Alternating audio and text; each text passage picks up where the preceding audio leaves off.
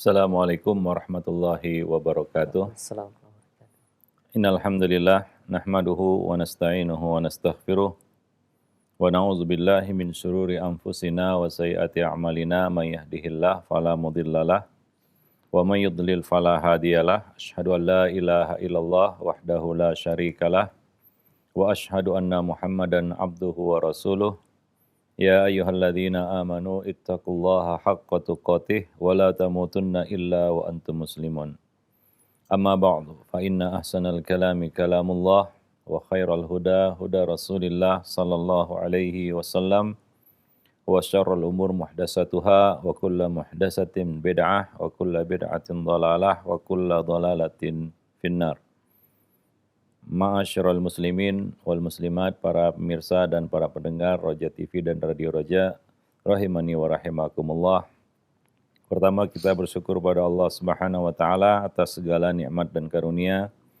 Salawat dan salam atas Nabi kita Muhammad sallallahu alaihi wasallam, atas keluarga beliau, sahabat-sahabat beliau dan siapa saja yang mengikuti sunnah beliau sampai hari kemudian. Jemaah yang dimuliakan Allah, pada kesempatan pagi ini kita akan melanjutkan pembahasan buku Mencetak Generasi Rabbani. Pada pertemuan-pertemuan yang lalu kita telah membahas penanaman ataupun pelatihan rukun-rukun Islam kepada anak-anak. Mulai dari sholat, puasa, sedekah atau zakat, dan haji. Berikutnya, di antara 3 tingkatan agama maratibuddin adalah ihsan. Perkara yang perlu kita tanamkan kepada anak adalah mengajarkan ihsan kepada anak-anak. Ajarkanlah ihsan kepada anak. Ihsan memiliki banyak makna. Ada beberapa dimensi dari ihsan. Yang pertama tentunya ihsan bermakna muraqabah. Yang kedua, ihsan bermakna melakukan segala tugas dan tanggung jawab dengan baik. Dan ihsan bermakna melakukan kebaikan-kebaikan, amal-amal kebaikan. Sangat banyak pintu-pintu kebaikan yang bisa kita buka untuk anak-anak kita. Kita buat mereka gemar melakukannya sedari kecil. Karena Allah bisa karena biasa. Anak-anak yang dilatih untuk melakukan kebaikan-kebaikan di masa kecil, dia akan terbiasa melakukannya ketika dia sudah dewasa, beranjak dewasa. Ketiga, makna dan dimensi ihsan ini harus kita ajarkan kepada anak. Mulai dari ihsan bermakna melakukan segala tugas dan tanggung jawab dengan baik. Atau bisa kita artikan juga sebagai sikap profesional di dalam melakukan setiap pekerjaan. Ya, sehingga anak itu biasa melakukan tugasnya dengan baik, menyelesaikan pekerjaannya dengan baik, dan ini merupakan kunci kesuksesan dalam urusan apa saja, dunia maupun akhirat. Ibadah kalau kita lakukan itu dengan baik, tentu pahalanya berbeda dengan ibadah yang kita kerjakan mungkin setengah hati, atau kita tidak sungguh-sungguh, atau tidak serius, tidak fokus. Jadi ini adalah satu pelatihan, melatih anak-anak untuk melakukan tugas dan tanggung jawabnya dengan benar dan baik. Melatih anak bersikap profesional di dalam setiap pekerjaan yang menjadi tanggung jawabnya. Dan ini adalah sikap yang harus ditanamkan sejak dini. Dan mudah-mudahan itu menjadi jati dirinya ketika dia sudah dewasa. Ihsan dengan makna ini itu disebutkan Nabi SAW di dalam hadis beliau. Nabi SAW bersabda, Innallaha katabal ihsan ala kulli syai'. Sesungguhnya Allah Subhanahu wa taala telah mewajibkan ihsan dalam semua urusan. Dan makna ihsan di sini diperjelas Nabi dalam lanjutan hadis tersebut. Wa idza qataltum fa ahsinul qitlah. Wa idza dzabhtum fa ahsinuz dzibhah. Jika kamu melakukan eksekusi, itu menghilangkan nyawa di sini ya, harus juga dilakukan dengan baik. Bukan sekedar asal-asalan yang penting mati, tidak. Demikian juga contoh yang lain adalah menyembelih. menyembelih hewan sembelihan. Ya, bukan yang menjadi kita katakan tujuan kita adalah bagaimana hewan itu mati, tidak. Tapi bagaimana hewan itu mati dengan baik, menyembelihnya dengan baik. Jadi ini adalah bentuk profesionalisme di dalam melakukan pekerjaan, ya, di dalam melakukan tugas yang kita lakukan, yang kita kerjakan. Sampai-sampai, ya, contohnya di sini disebutkan Nabi, menyembelih pun harus profesional. Bagaimana caranya? Ya, hendaklah kamu fayuhidda ahadum syufratahu wal yurih dzabihatahu. Hendaklah dia tajamkan mata pisaunya dan dia buat nyaman, ya, hewan yang disembelihnya. Ya, jadi tidak disiksa, tidak dibanting kanan banting kiri. Ya, sebagian orang menyembelih itu menyiksa hewan itu lebih dulu, ya, sebelum hewan itu mati. Ada yang pakai pisau tumpul sehingga hewan itu harus sekarat berjam-jam baru mati. Nah, ini tentunya menyakiti hewan tersebut. Artinya ini tidak profesional, ini amatiran. Ya, nah, seorang muslim harus bisa melakukan tugas dan tanggung jawab yang diembannya dengan baik, dengan profesional. Ya. Maka ada kaedah di dalam Islam, al-ilmu qoblal qawli wal amal. Berilmu sebelum berkata dan berbuat. Sebelum kita melakukan eksekusi terhadap satu pekerjaan, kita ilmui dulu. Ya. Nah, penyakitnya kita ini, ya, dalam segala urusan lah, ya. Kadang-kadang kita tidak mau belajar dulu ataupun membaca dulu ataupun meneliti dulu, ya, mencari tahu dulu sebelum melakukan eksekusi pekerjaan. Ya, contohnya banyak di antara kita mungkin jarang membaca buku panduan. Ya, sebutlah itu misalnya apa namanya manual book istilahnya, ya. Ya, buku pegangan untuk pengoperasian suatu unit misalnya. Kita jarang baca itu, ya, langsung kita pegang bendanya, kita kutak-katik, akhirnya rusak. Ya, nah, segala sesuatu harus ada SOP-nya, harus tangani dengan profesional. Kalau tidak berantakan, ya, jika diserahkan urusan kata Nabi kepada yang bukan ahlinya, maka tunggulah kehancurannya. Kenapa? Karena dia akan menanganinya secara amatiran. Ya, tidak profesional. Nah, ini perlu kita tanamkan kepada anak-anak.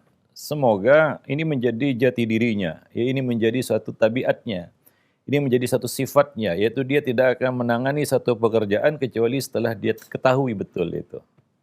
Ya, kemudian dia menanganinya dengan baik, ya, dengan penuh perhatian, ya, dengan sungguh-sungguh.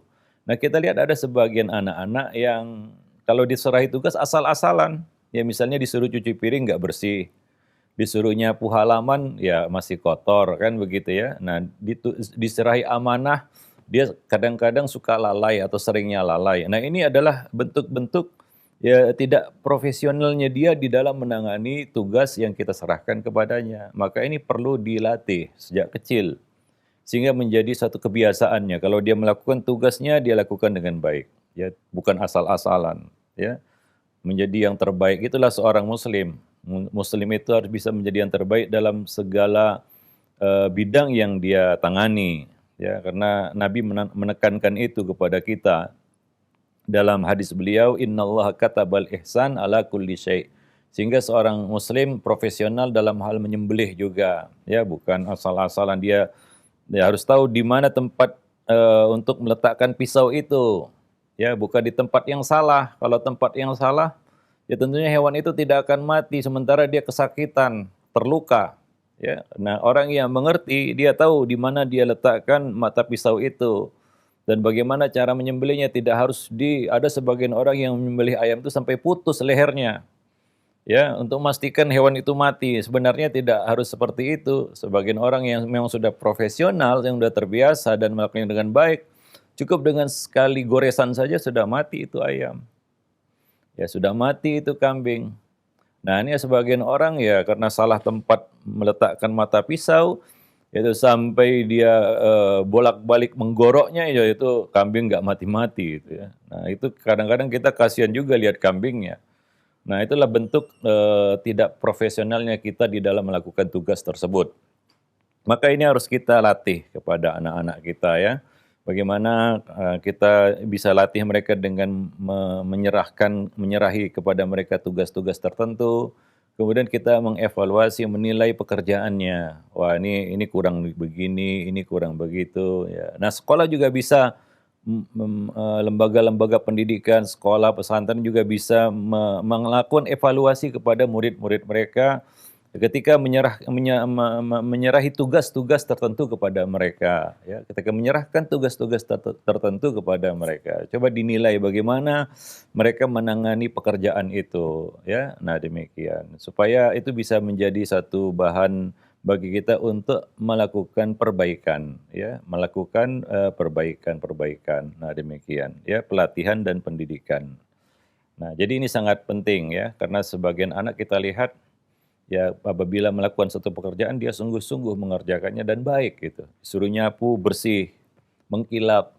Ada sebagian anak disuruh nyapu masih berserakan di sana sini. Asal-asalan saja dia kerjakan. Nah, ini bentuk tidak ihsan, ya. Maka ihsan bermakna ini, ya, bermakna melakukan segala tugas dan tanggung jawab dengan baik, dengan penuh perhatian atau dengan cara yang profesional. Ini harus kita latih sejak kecil. Kayak kita menganut pepatah yang mungkin kita semua sudah tahu, Allah bisa karena biasa, ya. Satu pekerjaan yang biasa kita lakukan, maka kita akan terbiasa, ya, untuk melakukannya. Bisa kita lakukan itu dengan baik, ya, dengan benar. Para pemirsa dan para pendengar, kaum muslimin dan muslimat yang dimuliakan Allah. Jadi pembiasaan tersebut akan membuatnya menjadi pribadi yang teliti dan punya dedikasi yang tinggi, ya, di dalam melakukan tugas dan tanggung jawab. Dan ini merupakan kunci kesuksesan bagi dirinya sendiri, ya, bagi anak ini nantinya. Ya, setiap orang pasti akan puas melihat hasil pekerjaan yang baik, ya, begitu, ya, profesional, teratur, ya, detail, ya. Karena segala sesuatu itu nilainya itu pada detailnya sebenarnya, ya, detail. Dan satu pekerjaan itu bisa dinilai, ya, plus minusnya, nilainya itu dari detail pekerjaan itu. Ya, mengukir, ya, ukiran, ya. Taruhlah kita katakan, kita sebut ukiran Jepara. Ya, ada perbedaan yang mencolok antara ukiran yang dibuat ala qadarnya, ya, dengan ukiran yang memang dibuat dengan penuh ketelitian, ya, dilakukan dengan profesional, apalagi handmade, ya, teliti begitu. Nah, nilainya berbeda itu. Maka barang-barang yang notabene yang apa namanya, kita katakan handmade, ya, buatan tangan itu biasanya lebih mahal. Di mana letak mahalnya? Ya, di detailingnya begitu, ya. Ya, detailnya itu. Itu yang membuat satu barang menjadi bernilai mahal, ya. Ya, dibandingkan mungkin yang dibuat dengan mesin, ya. Karena tidak, detailnya tentunya kurang di situ. Para pemirsa dan para pendengar yang dimuliakan Allah, kaum muslimin dan muslimat rahimani wa rahimakumullah jami'an. Jadi ini merupakan modal hidup bagi anak-anak kita nantinya ke depan, ya. Kalau mereka ingin sukses, baik itu dunia maupun akhirat, ya, maka sikap seperti ini, sifat ini harus kita ajarkan kepada mereka sedari kecil. Ya, profesionalisme itu bukan hanya dalam urusan dunia. Ya, urusan dunia kita bersikap profesional supaya mendapatkan keuntungan duniawi, ya. Ya, ya, tenaga yang profesional gajinya beda dengan yang amatiran, ya. Nilainya beda itu, gajinya juga beda. Pasti lebih tinggi yang profesional daripada yang amatiran. Ya, ada nilai di situ. Ya, perkara-perkara dunia menjadi bernilai karena hal ini. Ya, sebenarnya bukan hanya dalam urusan dunia saja, dalam urusan akhirat juga kita harus melakukan segala tugas dan tanggung jawab akhirat kita dengan profesional. Salat juga, ya, harus profesional. Beda itu salat yang amatiran, yang kelasnya fawailun lil musallin, dengan salat yang, ya, alladzina hum fi salatihim khasyi'un. Orang-orang yang khusyuk di dalam sholatnya, ya, orang yang, ya, memang betul-betul baik di dalam sholatnya, dia kerjakan itu dengan baik, ya. Nah, dalam semua, ya, perkara-perkara agama, ibadah, ya, kalau kita lakukan dengan baik, maka itu akan menjadi baik. Ya, itulah, ya, salah satu makna ihsan. Dan ini sebagaimana kita sebutkan harus ya dilatih sejak kecil. Karena sifat seperti ini ya, tabiat seperti ini tidak muncul serta-merta, tidak muncul seketika, tidak muncul dadakan tiba-tiba, tidak. Ya, ini adalah pembiasaan yang terus-menerus, pelatihan yang terus-menerus. Ya, ada sebagian orang kita lihat ya, melakukan sesuatu itu teliti. Ya. Karena dari kecil memang seperti itu desainnya. Ya, ada orang yang asal-asalan. Kenapa? Karena dari kecil memang kerjanya asal-asalan gitu. Ini kan terbawa dalam semua urusan nantinya, baik itu urusan dunia maupun akhirat. Maka kita lihat ada sebagian orang urusan akhiratnya ya yang penting dia dikerjakan. Itu motonya ya. Yang penting sudah dikerjakan. Ya. Ada sebagian orang yang penting sudah sholat begitu. Bagaimana sholatnya ya itu urusan nomor sekian. Nah, jadi ya sekali lagi ini sangat penting dan ini menjadi modal yang berharga bagi anak-anak kita nantinya setelah dia beranjak dewasa. Ya, para pemirsa dan para pendengar yang dimuliakan Allah. Maka jangan sampai telat ya menanamkan ini kepada anak-anak kita. Ya, jangan sampai telat, terlambat ya di dalam menanamkan mengajarkan ihsan bermakna ini ya, makna yang pertama ini kepada anak-anak kita.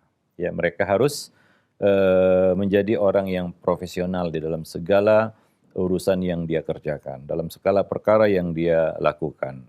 Wallahu a'lam bishawab. Hingga dia menjadi seorang muslim, pribadi muslim yang punya nilai ya, punya nilai ya di apa namanya baik di apa namanya di tengah-tengah kaum muslimin maupun bagi umat manusia ya, maupun bagi umat manusia. Wallahu a'lam bishawab. Itu harapan kita tentunya. Dan ini bisa juga dilakukan di sekolah-sekolah, lembaga-lembaga pendidikan ya untuk ya apa namanya melatih profesionalisme ini di dalam apa namanya pelajaran-pelajaran ataupun ya di dalam pendidikan-pendidikan yang mereka lakukan. Ya khususnya para guru ya. Nah demikian. Wallahu a'lam bishawab. Kemudian yang kedua, ya, ihsan bermakna muraqabah. Nah ini yang disebutkan Nabi di dalam hadis, anta'budallah ketika Nabi ditanya oleh malaikat Jibril tentang ihsan, ya fa akhbirni anil ihsan, maka Nabi SAW mengatakan menjawab, anta'budallah ka'annaka tarah fa in lam takun tarahu fa innahu yarak. Artinya kamu beribadah kepada Allah seakan-akan kamu melihatnya dan apabila kamu tidak melihatnya maka sungguhnya dia melihatmu. Yaitu ihsan bermakna muraqabah. Selalu merasa di dalam pengawasan. Nah ini sebenarnya lanjutan dari makna ihsan yang pertama. Ya, sebagian orang profesional kalau diawasi, begitu nggak diawasi amatiran lagi dia. Maka perlu profesionalisme yang sudah kita bangun itu, ya, yang sudah kita bangun itu, ya, perlu kita sempurnakan dengan muraqabah ini, sehingga profesionalisme yang dimilikinya itu tidak angin-anginan itu, ya, tidak angin-anginan, ya. Kalau ada pengawasan, kalau diawasi, kalau diamati, dia profesional, dia baik, dia lakukan tugas dengan baik. Tapi begitu tidak diawasi, ya, begitu lepas dari pengawasan, kembali lagi dia jadi amatiran. Nah, jadi perlu ihsan bermakna yang ini saling melengkapi sebenarnya dari makna ihsan yang pertama dengan yang kedua ini. Ya, kita menanamkan muraqabah bahwasanya kalaupun manusia tidak mengawasi kita, ada Allah yang maha mengawasi. Ya, Allah yang maha melihat, maha mendengar, dan maha mengawasi. Ya, Ar-Raqib, Al-Basir, As-Sami', Al-Alim. Itu nama-nama Allah, ya, bahwa Allah Subhanahu wa taala maha mengawasi, Allah maha melihat, Allah maha mendengar, Allah maha mengetahui, ya. Al-Khabir, dan Allah Subhanahu wa taala maha meneliti. Yaitu Allah Subhanahu wa taala mengetahui detil setiap urusan. Ya, nah inilah makna-makna Asmaul Husna yang berkaitan dengan muraqabah. Dan itu yang dikatakan Nabi sallallahu alaihi wasallam, "An ta'budallaha ka'annaka tarah, fa in lam takun tarahu fa innahu yarak."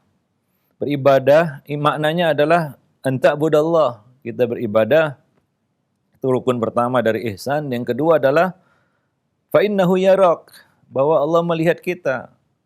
Yaitu selalu merasa berada di dalam pengawasan. Ya, ini adalah rukun yang kedua dari ihsan. Ya, maka sekali lagi kita sebutkan bahwa muraqabah, ya, ini adalah makna ihsan yang kedua, itu merupakan pelengkap, ya, penyempurna dari makna ihsan yang pertama. Ya, nah demikian. Wallahu a'lam bishawab. Jadi harus kita ajarkan kepadanya tentang kedekatan dan pengawasan Allah terhadap hamba-hambanya, bahwa Allah Subhanahu wa taala melihat segala gerak-gerik dan perbuatan kita, mendengarkan semua ucapan kita. Allah mengetahui segala isi hati kita. Ya, bacakanlah kepadanya firman Allah Subhanahu wa taala, "Alladzi yaraka hina taqum wa taqallubaka fis sajidin", yang melihat engkau ketika engkau berdiri untuk salat dan melihat perubahan gerakan badanmu di antara orang-orang yang sujud. Ya, sesuatu yang mungkin tidak diketahui oleh manusia, tapi Allah Subhanahu wa taala mengetahuinya. Ya, bacakan kepadanya firman Allah Subhanahu wa taala, "Alam tara annallaha ya'lamu ma fis samawati wa ma fil ard." Tidakkah engkau perhatikan bahwa Allah Subhanahu wa taala mengetahui apa yang ada di langit dan apa yang ada di bumi?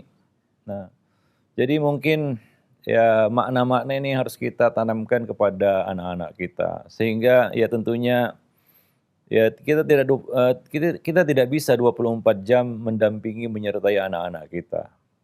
Ya, ada masa dan waktu di mana mereka lepas dari pengawasan kita.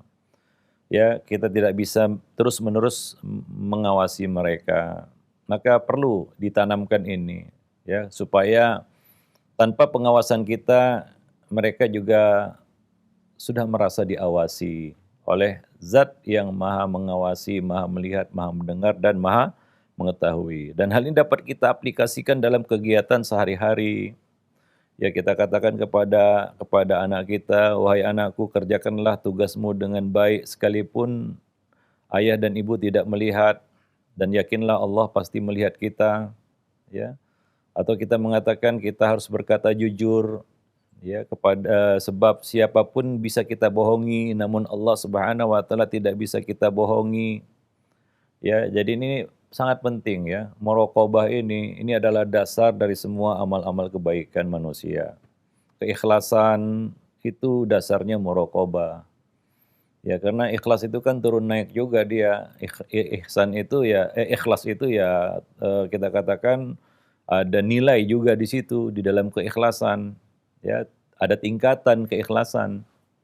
Maka muraqabah, dengan muraqabah kita bisa mendongkrak tingkat nilai kadar keikhlasan kita ke derajat yang paling tinggi. Maka dikatakan ihsan itulah derajat agama yang paling tinggi.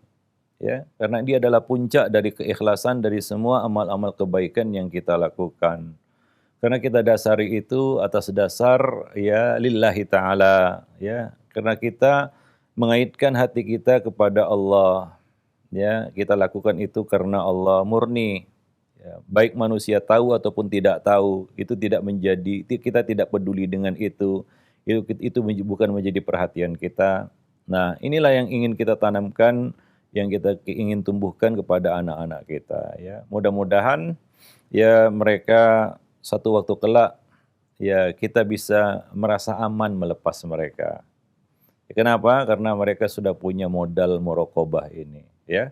Kemanapun mereka pergi, kita nggak ragu lagi. Ya, di mana mereka berada, kita tidak cemas lagi. Kenapa?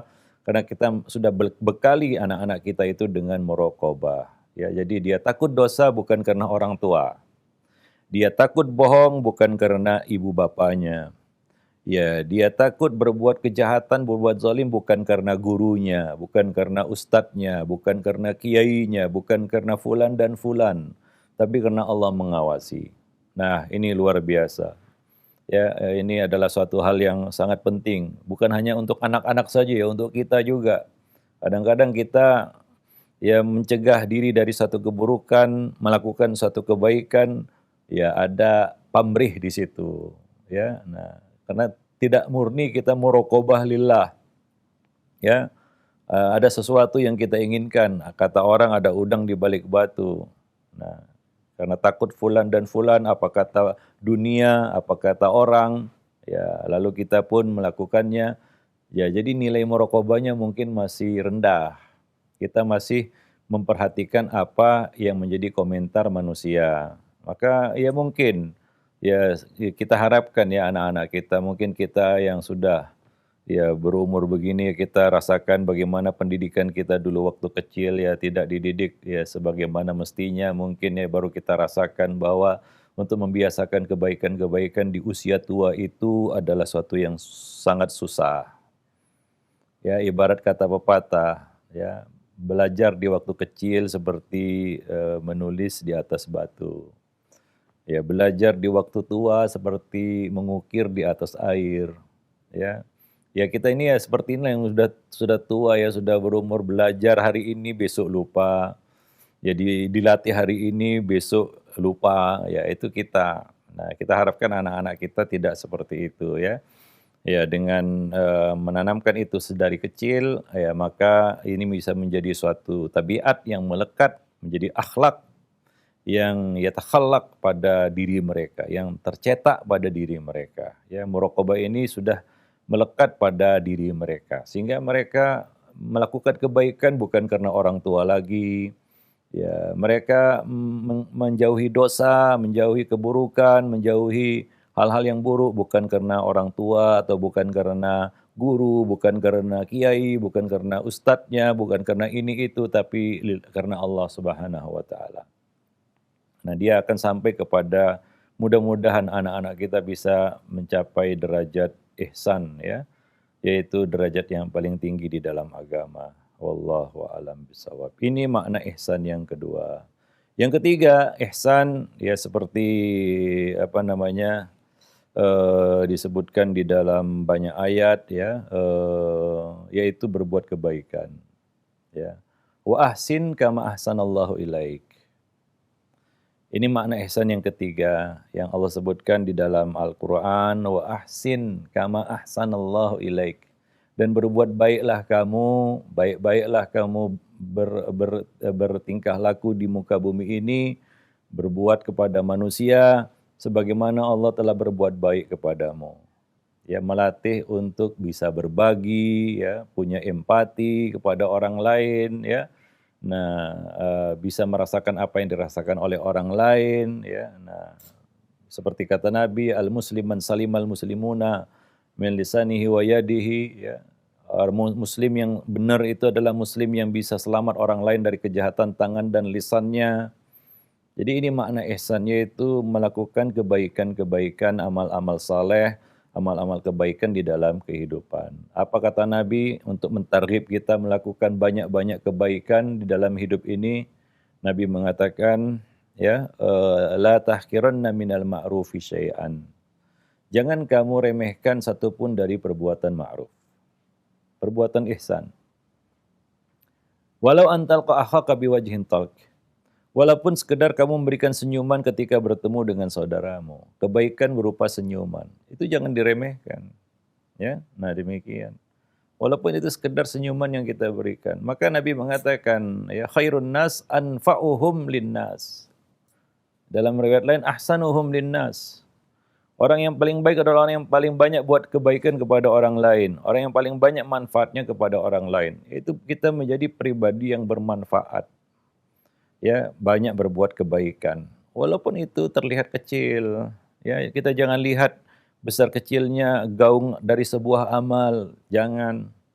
Kadang-kadang amal kecil itu jadi besar nilainya di sisi Allah Subhanahu wa taala. Kita nggak tahu ya dengan sebab apa, dengan sebab amal apa Allah itu ridha kepada kita, dan dengan ridha Allah Subhanahu wa taala itu, ya dengan ridha Allah Subhanahu wa taala Allah merahmati kita, dan dengan rahmat Allah itu kita masuk surga. Ya, inilah makna ihsan yang ketiga yang perlu kita targhib ya, kita motivasi kepada anak-anak kita.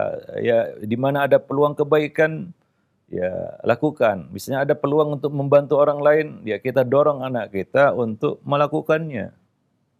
Walaupun misalnya ada sampah yang berserakan, nah itu adalah peluang untuk berbuat kebaikan, yaitu menyingkirkan gangguan dari jalan, termasuk membersihkan sampah itu kan menyingkirkan gangguan, itu kan sampah itu kan gangguan di tengah jalan. Ya karena sekarang ini coba lihat, ya, kita sangat prihatin ya di negeri kita ini mayoritas Muslim, tapi masih banyak orang yang buang sampah sembarangan. Ya, nah dan seolah-olah membersihkan sampah itu pekerjaan yang hina begitu ya. Dan membuang sampah sembarang itu bukan satu perbuatan dosa. Ini yang jadi masalah di negeri kita yang mayoritas Muslim. Sehingga mungkin skor kebersihan negeri kita masih ya jauh dari yang diharapkan. Masih kita lihat sebagian orang kadang-kadang bawa atribut Islam, di kaca belakang mobilnya tertulis besar-besar kalimat tauhid la ilaha illallah, buka kaca buang sampah. Aduh, kita kadang-kadang ngelus dada aja ya. Nah, demikian. Itu masih masih kita dapati, masih kita lihat ya seperti itu, pemandangan seperti itu. Ya, oh yang buang sampah anak saya ya, ini lebih parah lagi, dia ngajari anaknya yang nggak benar gitu ya. Kalau dia yang melakukannya, dia memberikan contoh yang nggak benar. Kalau anaknya yang melakukannya, dia biarkan, maka dia telah memberikan suatu pelajaran yang nggak benar kepada anaknya. Ya, nah demikian ini harus kita latih. Bukan hanya tidak membuang sampah sembarangan. Anak-anak harus kita targhib untuk melakukan kebaikan, yaitu membersihkan sampah jika ada sampah yang berserakan. Itu satu contoh kebaikan yang bisa kita tanamkan kepada anak-anak. Jangan sepele dengan amal yang kecil itu. Ada orang yang masuk surga gara-gara itu. Nabi mengatakan dalam riwayat Muslim ya, "Innila ra'aitu rajulan yataqallabu fil jannah fi syajaratin qata'ah min dhahri tariq." Aku melihat seorang laki-laki yang berkeliling-keliling di dalam sorga, berkeliling-keliling di dalam sorga. Kenapa? Karena sebatang pohon yang dia singkirkan dari tengah jalan. Ya, nah, imatatul adza anit tariq itu termasuk ya apa namanya ya min adnal iman, tingkatan iman yang paling dasar, paling rendah. Tapi jangan remehkan itu. Ya, walaupun ini tingkatan iman yang paling rendah, ini bisa menjadi sebab semua tingkatan iman itu bisa menjadi sebab orang itu masuk surga. Bukan harus yang tinggi-tinggi, Bu. Kadang-kadang kita nggak tahu kadar ikhlasnya. Maka ini perlu kita targhib kepada anak-anak kita untuk berlomba-lomba di dalam kebaikan. Nah, maka dari itu Nabi Allah Subhanahu wa taala berpesan kepada kita, wa fi dzalika falyatanafasil mutanafisun. Fastabiqul khairat. Berlomba-lomba, berkompetisi untuk melakukan kebaikan. Nah, inilah makna ihsan yang ketiga yang patut kita tanamkan juga kepada anak-anak kita, kita latih sehingga anak kita tuh menjadi pribadi yang suka berbuat baik begitu ya. Ada peluang berbuat baik, dia berlomba-lomba untuk bisa melakukannya. Seperti firman Allah tadi yang kita sebutkan, wa ahsin kama ahsanallahu ilaik. Berbuat baiklah kamu sebagaimana Allah telah berbuat baik kepadamu. Ya, menanamkan rasa empati kepada orang, menanamkan sikap suka berbagi ya, karena itu yang susah, berbagi itu yang susah. Ya, kalau kali-kali pandai manusia kali-kali dikali-kalikannya semua. Tapi kalau untuk berbagi, bagi-bagi ya, itu tambah-tambah itu pinter, kali-kali pinter, bagi-bagi yang susah. Ya, bagi-bagi yang susah, kurang-kurang nggak mau, ya. Bagi-bagi susah, yang senang itu kali-kali dan tambah-tambah. Para pemirsa dan para pendengar yang dimuliakan Allah. Ya, itu yang harus kita latih dan kita biasakan kepada anak-anak kita ya. Sehingga dia mudah berbuat baik. Kata orang ringan tangan, suka membantu. Nah ini kan nggak dadakan juga, tabiat seperti itu kan nggak tiba-tiba muncul. Ada orang yang memang dia suka membantu begitu. Ya, memang dari kecil mungkin udah dibiasakan oleh orang tuanya, suka membantu, ringan tangan. Apa yang bisa dibantu, dibantu.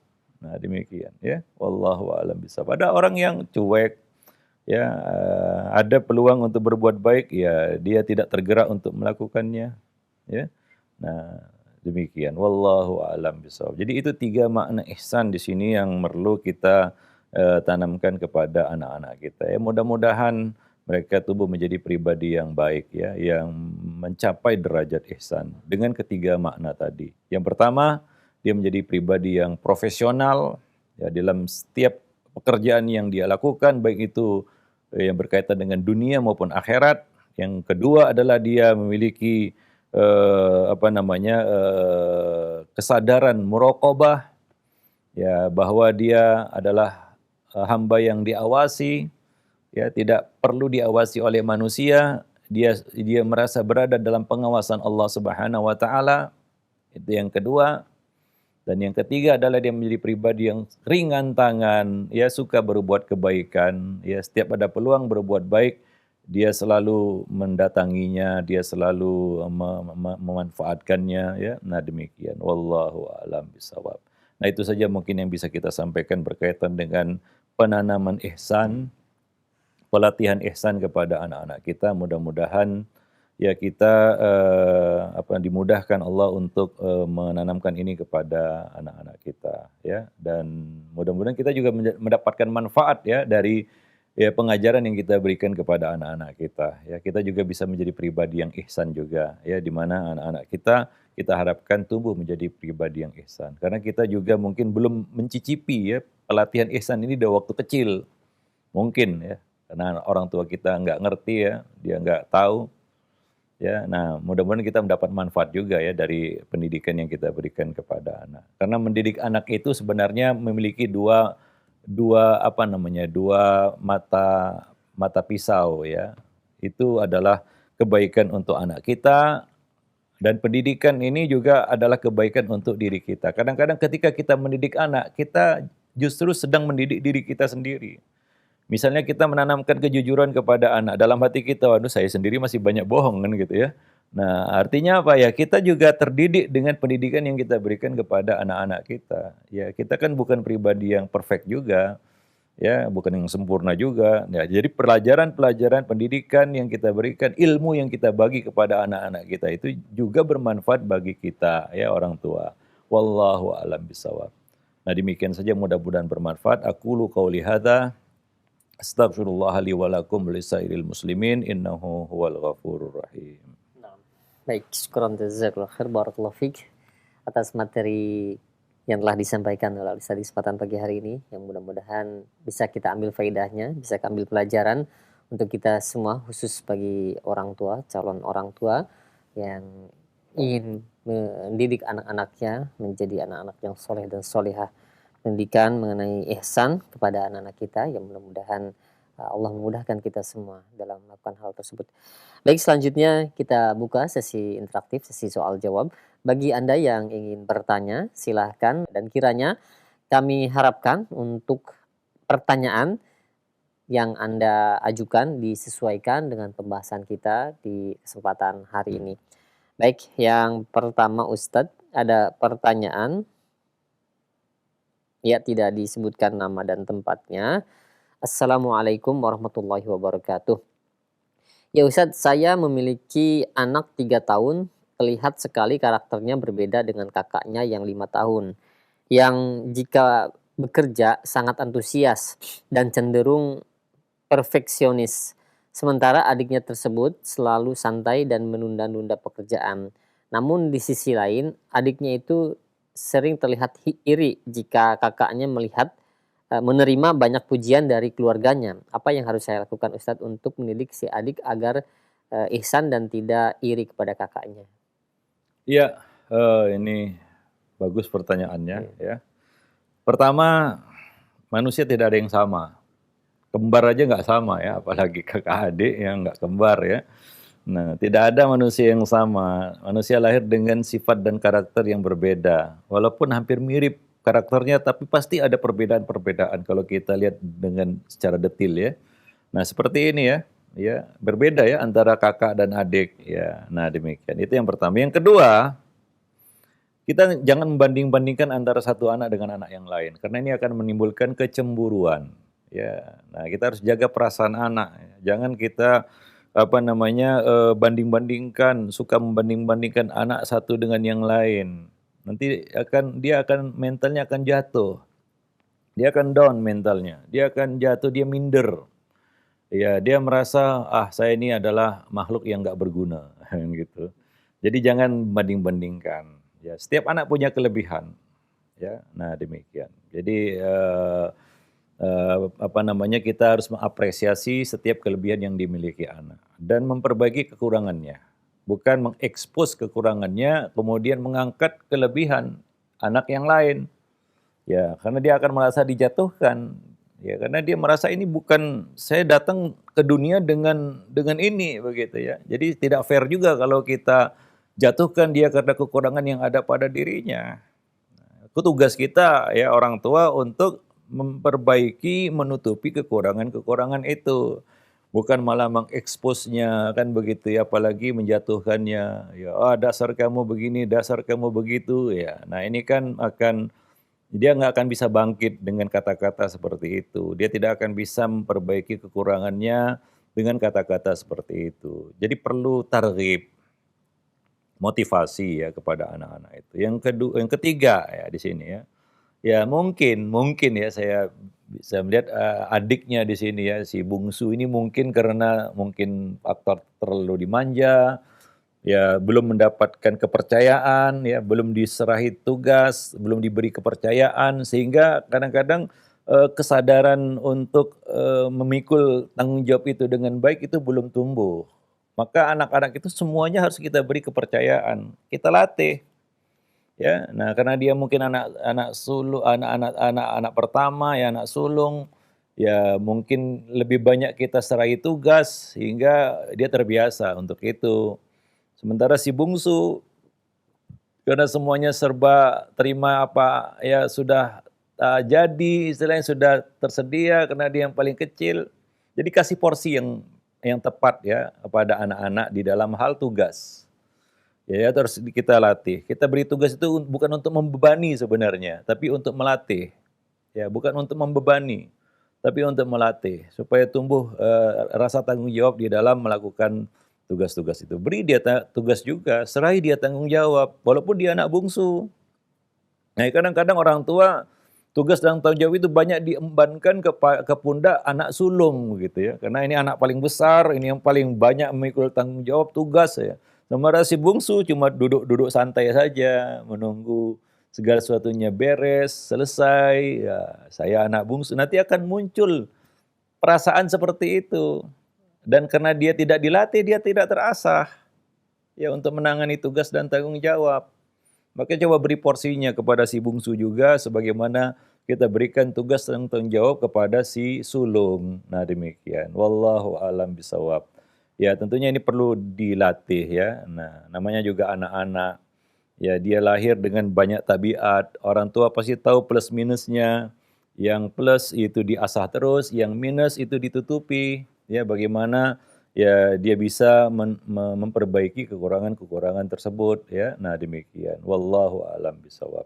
Ya, Iya. nah demikian. Iya, baik. Terima kasih banyak sekarang jazakallahu khairan atas jawaban dan nasihat Ustaz, demikian. Dan selanjutnya yang kedua masih kami ajukan pertanyaan dari layanan pesan singkat.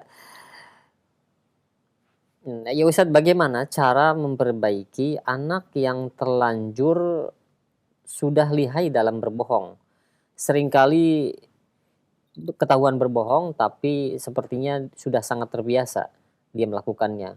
Mungkin ini salah saya yang sebagai ortu dalam mendidik. Mohon nasihatnya Ustadz, mohon arahannya. Ya, ini ada bab khusus sebenarnya. Ya, mengapa anak suka berbohong, bagaimana cara penanganannya. Nanti ada pembahasan secara khusus di sini ya di buku ini. Pada pembahasan anak dan akhlak mulia ya setelah bab ini. Ya, tapi kita kasih mukadimah dulu sedikit ya. Anak itu sebenarnya lahir dengan fitrah ya yang lurus. Dia tidak suka keburukan, dia cenderung kepada kebaikan. Itu manusia. Hanya saja lingkungan ya. Lingkungan dan yang paling bertanggung jawab kata Nabi fa'abawahu, ibu bapaknya. Ya anak itu tidak mungkin tiba-tiba jadi suka berbohong begitu. Ada sebab-sebab di situ ya. Nah, ada sebab-sebab yang mendorong dia untuk melakukan itu. Ya, orang tua perlu mencari tahu sebab-sebab itu dan mengatasinya dari akarnya ya. Nah, memadamkan apinya bukan mengipas-ngipas asapnya. Ya, wah ini ada asap di kipas-kipas, ternyata apinya nggak padam, nggak selesai juga. Maka perlu kita cari tahu ya sebabnya, apa sebabnya ini. Mungkin karena pengaruh pergaulan, bisa jadi. Ya, pergaulan, lingkungan dan pergaulan itu yang paling besar, yang paling dominan. Ya, atau karena ada tekanan-tekanan tertentu ya di lingkungannya hingga dia memaksa dirinya untuk ya berbohong, atau karena tontonan yang sekarang sudah jadi tuntunan. Ya, karena ya itu yang termasuk salah satu perkara yang berbahaya adalah tontonan yang berubah jadi tuntunan begitu ya. Itu yang dia ditiru oleh anak. Dan ingat anak ini memang peniru ulung dia. Apa yang dilihat ditirunya begitu ya. Termasuk kebohongan-kebohongan. Wah, ya. Kemudian yang ketiga, faktor ketiga mungkin coba lihat diri kita. Coba kita introspeksi diri kita. Mungkin kebohongan ini berasal dari kita yang mengajarkannya tanpa kita sadari di sini ya. Bukan sengaja ngajari anak bohong ya. Nggak ada orang tua yang sengaja ngajari anaknya bohong. Cuma di sini adalah mereka secara tidak sadar memberikan contoh atau mengarahkan anak itu untuk bohong gitu ya. Nah, untuk menutupi sesuatu. Biasanya kan bohong itu kan untuk menutupi sesuatu ya. Nah, diperlukanlah jurus yang namanya bohong ya untuk menutupi sesuatu. Sesuatu yang ditutupi itu bukan berarti harus keburukan. Ya kadang-kadang perkara-perkara biasa, perkara-perkara mubah itu ditutupi dengan kebohongan supaya nggak ketahuan lah begitu ya. Nah, wah baru jajan ini supaya nggak ketahuan bohong.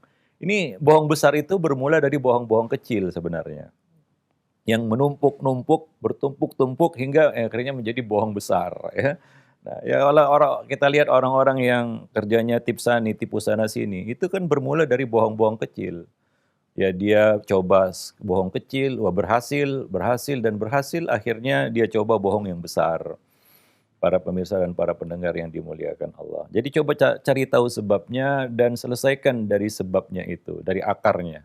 Ya mudah-mudahan ya kita bisa menyembuhkan penyakit bohong ini pada anak. Dan ini adalah perkara yang kompleks ya, nggak simple ya dan upayakan ya ketika kita lihat ada gejala-gejala bohong pada anak itu jangan dibiarkan ya, jangan dibiarkan ya, karena ini jadi satu penyakit yang sangat berbahaya bagi anak-anak, bagi kita juga ya, karena dia akan jadi pribadi yang tertutup ya, dan dia kadang-kadang susah untuk dibedakan. Ini yang sangat berbahaya sebenarnya antara dia jujur dan bohong itu. Kalau anak bohong kita tahu itu konyol ya. Ya itu mungkin masih mudah penanganannya ya. Wah dia anak ini bohong, kita tahu ini bohong kan gitu ya. Orang tua nggak percaya begitu ya. Yang lebih berbahaya dari itu adalah anak berbohong sementara orang tua ya taunya dia jujur gitu. Nah ini yang lebih berbahaya sebenarnya. Dia bohong ya kita sangka dia jujur. Artinya ini sudah tingkatan yang expert dalam berbohong gitu ya. Nggak semua orang bohong itu bisa nggak ketahuan gitu ya. Seolah-olah dia jujur ya. Nah demikian itu kan sudah tingkatannya sudah expert dalam berbohong begitu. Nah demikian. Nah sebagian anak itu ya bohongnya itu masih lugu ya, bohongnya lugu gitu ya. Dia bohong orang tuanya tahu begitu. Nah ini lebih mudah. Itu ketika anak itu jatuh dalam kebohongan yang lugu seperti ini, itu cepat ditangani. Sebelum bohong itu menjadi suatu, kita katakan keahliannya. Sehingga nggak bisa kita bedakan lagi kapan dia jujur, kapan dia berbohong. Bila mana dia jujur dan bila mana dia berbohong. Nah ini sudah repot orang tua. Ya nggak akan bisa terdeteksi lagi. Ya, wallahu a'lam bishawab. Nah demikian. Dan mengenai perincian masalah ini akan dibahas pada babnya insya Allah. Ada beberapa hal ya. Di dalam buku ini di halaman 97 dan seterusnya. Mengapa anak berbohong dan lain-lain itu akan kita bahas pada kesempatan berikutnya insya Allah. Nah demikian. Ya. Iya, baik, syukran jazakallahu khair, dan mungkin ini kendala juga bagi kebanyakan orang tua yang insya Allah nanti akan dibahas ya di pertemuan-pertemuan selanjutnya mengenai hal tersebut. Baik, untuk selanjutnya kami berikan kesempatan yang ingin bertanya di layanan telepon. Halo. Halo, Assalamualaikum. Waalaikumsalam warahmatullahi wabarakatuh. Dengan siapa di mana ini? Ya, dengan hamba Allah Sulawesi Selatan. Di Sulawesi Selatan. Silahkan. Ya. Assalamualaikum Ustaz. Waalaikumsalam. Waalaikumsalam warahmatullahi wabarakatuh. Ya, Ini kan saya punya ponakan ini Ustaz. Dia aktif sekali Ustaz. Sampai aktif-aktifnya itu sampai kami tuh kadang kelelahan untuk awasi gitu. Jadi kalau kita sudah lelah, kami sudah lelah untuk mengawasi itu kadang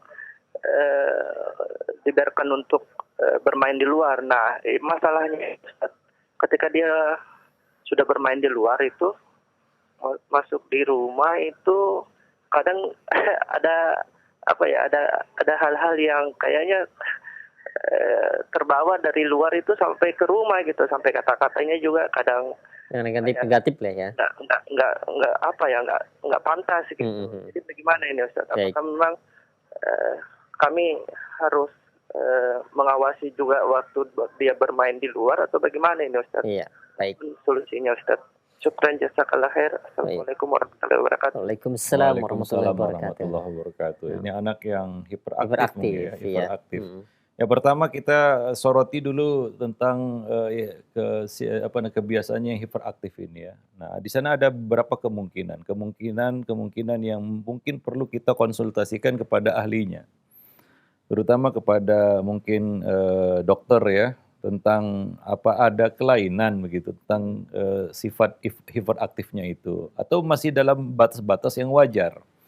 Nah, karena kita nggak punya ilmunya, ada orang yang ahli di dalam mendeteksi itu, yang mendiagnosa itu, ya mungkin perlu ya kita kita bawa ke dokter, psikiater atau jenisnya ya untuk memeriksakan ini. Karena ada sekarang ini banyak kasus-kasus anak-anak yang ternyata autis, perlu penanganan khusus. Jangan telat itu ya, karena anak-anak autis ini sebenarnya bisa ditangani kalau nggak terlambat. Karena sebagian orang tua takut dalam tanda kutip juga malu kalau divonis anaknya itu autis. Sebenarnya nggak perlu takut, nggak perlu malu ya. Ya itu salah satu ujian, musibah, penyakit ya harus kita terima ya. Cuma jangan kita tutupi. Ya, itu yang rugi anak itu sendiri nanti. Ya demi menutupi malu orang tuanya, anak ini jadi korban nantinya. Nah, jadi perlu diperiksakan ke dokter yang berwenang ya untuk menangani itu. Nah kalau memang divonis autis ada penanganannya ya khusus kan begitu ya. Nah kalau tidak normal hanya memang aktif aja dia ya, mungkin ada faktor lain. Ya, saya cerita ada seorang anak yang dikhawatirkan oleh orang tuanya anak ini autis. Karena hiperaktif, sampai meja itu ada kacanya pecah itu dia lompat di situ. Saking hiperaktifnya ya. Orang tuanya berkesimpulan ya bahwa anaknya ini autis. Tanpa memeriksakannya ke dokter. Ternyata setelah satu waktu ada kesempatan mereka bawa ke dokter, dokter memeriksanya ternyata anak ini didiagnosa tidak aktif, tidak autis, normal. Ya, tidak ada gejala autis, tanda-tanda autis, anaknya normal. Nah, berarti ada sebab lain ini. Nah, ternyata usut punya usut, ya ditanyalah orang tuanya apakah anak ini dikasih gadget. Ya ternyata jawabannya apa? Iya dari kecil mainannya sudah gadget. Nah, maka dokter berkesimpulan itu sebabnya. Ya dia jadi hiperaktif. Kenapa? Karena sistem kerja otaknya sudah kacau gara-gara gadget. Karena anak-anak ya nggak bisa menangani gadget itu dengan baik seperti orang tua ya. Ya coba lihat anak-anak main gadget ya. Wah, ya sangat fokus kan begitu ya. Yang nggak bisa santai. Memang dia suatu barang baru baginya dan dia berusaha untuk mengeksplornya berlebihan kan begitu. Itu anak-anak ketika berhadapan dengan gadget. Coba lihat matanya. Mata anak-anak itu kalau sudah main gadget. Ya nggak kedip. Lihat hitam matanya itu, bola hitam matanya, coba lihat. Nggak gerak itu sudah, anak itu. Nah, ini berbahaya bagi perkembangan otak anak, ada pengaruhnya. Nah, ternyata itu sebabnya dia hiperaktif itu. Ya. Nah, begitu dia berpisah dari gadget, dia macam kita kata melakukan pelampiasan. Ya. Nah, demikian. Nah, jadi obatnya kata dokter itu ya pisahkan dia dari gadget. Ya. Jauhkan. Nah ketika dijauhkan dia dari gadget hilang itu hiperaktifnya. Anak ini jadi kalem, jadi tenang, lebih tenang, nggak seperti sebelumnya. Itu gara-gara gadget. Ya, ini salah satu sebabnya ya. Kalau itu bukan penyakit. Nah, demikian. Dan ini jarang atau itu merupakan bawaan lahir. Ya, dia memang hiperaktif kan begitu ya. Nah, ini perlulah dilatih. Anak itu bisa dilatih. Ya, jangankan anak ya, binatang yang liar saja bisa jinak kalau dilatih. Nah, hanya saja orang tuanya mungkin malas untuk melatih anak ini. Bisa diarahkan, dia adalah makhluk yang punya jiwa, punya akal, ya normal. Apalagi ini kita bicara normal ya, bukan suatu ada kelainan. Ya itu bisa dilatih, ya pelan-pelan kita arahkan, ya ada pengalihan-pengalihan yang perlu kita berikan kepada anak ya. Memberikan kegiatan yang bervariasi, tidak monoton itu salah satu caranya. Kemudian juga pendampingan-pendampingan ketika dia bermain atau ketika dia beraktivitas itu didampingi ya mengarahkan kepada hal-hal yang positif. Nah, itu adalah salah satu cara ya untuk menangani anak-anak yang hiperaktif. Nah, demikian. Ya, kadang-kadang orang tua itu memberikan satu pengalihan-pengalihan yang justru apa namanya kontraproduktif. Ya, seperti apa? Ah, udah main aja keluar. Ya, itu bukan bukan pengalihan yang produktif ya, itu pengalihan yang kontraproduktif. Ya, di luar sebenarnya anak itu di luar butuh pengawasan yang lebih ketat daripada di dalam rumah. Ya. Ya, karena kebebasan yang dia rasakan di luar kan berbeda, ya lebih lebih apa namanya, lebih luas daripada kebebasan di dalam rumah. Ya, apalagi berhadapan dengan lingkungan dan pergaulan di luar sana, ya. Kita tidak sendiri mendidik anak, ya maka ya tentunya pengawasannya harus lebih ekstra.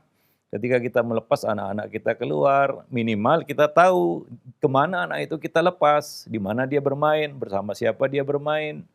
Ya karena anak nggak boleh kita berikan kebebasan untuk memilih lingkungan dan pergaulannya. Orang tua harus ikut campur tangan juga, ya.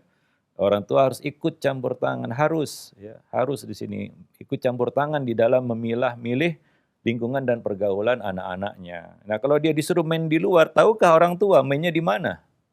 Ya, dia main di mana? Ya, tapi pergi dia ke PlayStation kan begitu ya. Ya udah pulang-pulang entah apa-apa yang dia ucapkan, ya, entah apa-apa kamus yang dia bawa dari luar, ya. Nah, demikian. Ya, wallahu a'lam bishawab. Nah, walaupun demikian di luar itu kan ya kita nggak bisa hindari, pasti dia bawa sedikit banyak perkara-perkara yang negatif. Maka seperti yang kita sudah sampaikan sebelumnya, rumah harus bisa menjadi tempat untuk mensterilisasi semua racun-racun ya energi-energi negatif yang dibawa anak dari luar. Itu harus disterilisasi di rumah. Itu fungsi rumah, seperti yang sudah kita bahas sebelumnya. Ya memang itu nggak bisa dihindari. Kalau ketika kita lepas anak keluar, pulang pasti banyaklah hal-hal yang aneh-aneh kita dapati. Ya ini perlu kita sterilkan anak itu ya dari racun-racun yang dia bawa dari luar. Tapi kalau racunnya sudah kebanyakan, nah ini harus lingkungannya yang harus dirubah, itu harus diganti ya. Kita harus memberikan lingkungan yang baik untuk anak-anak kita ketika dia berada di luar rumah. Wallahu a'lam bishawab.